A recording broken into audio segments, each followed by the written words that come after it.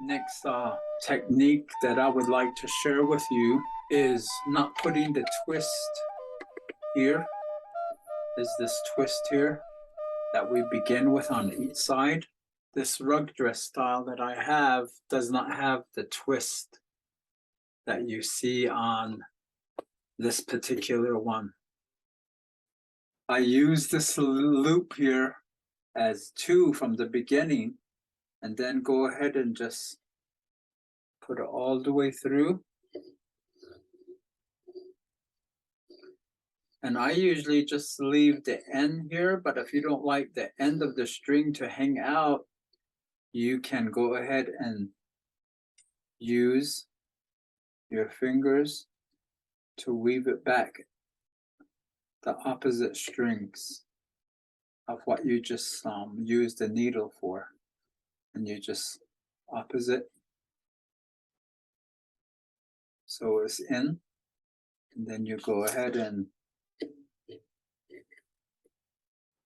put it down with your comb or your fines that work it easy. I like this because the sharp kind of makes it go as far as you can against the peg's stick. I'm going to pull and put my shuttle through, prop it up, and then I go through. And you just start beginning to weave, building your strings. See how this looks this way? I gotta make it, use it as separate strings. So I would catch the other one, so it's the other, every other one. And then you put the shuttle through with the other stick, and then you catch this here, and then you go through. See how it looks like every other string? And why I do that on these loops, you have another loop on the other side. When you're finishing, you got to separate it and treat it like separate warp strings, is you don't want it to undo. If you don't do it and you take your rug off, is this string here is going to pop off because you don't have it. You didn't do what I'm asking you to do. That holds the string from coming off, or you got to stabilize the strings. Go to my pulling stick,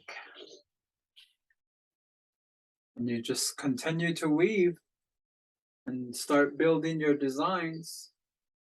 I'm gonna just go ahead and make another rug dress design and actually go through the process of how a rug dress is made for you. That, and see, remember right here, I'm gonna treat it as separate right now. Maybe go about 4 or 5 times, and that will lock in your weaving strings from coming off of the peg. Same with the other side. If you had finished one side of their, match up the designs and the measurements so that you will have 2 identical rug weaving, which will represent the rug dress. And then I'm going to start winding around, because you know the trick of winding around the edges, the edge strings, is going to kind of help build the edge. Otherwise it's going to start drooping down and you'd have to do fillers. It just kind of keeps the edge strings kind of nice too, and tight. So now I'm going to go ahead and decide to make this a 1. So I'm going to just catch both of them, and I'm going to just tie it together like this.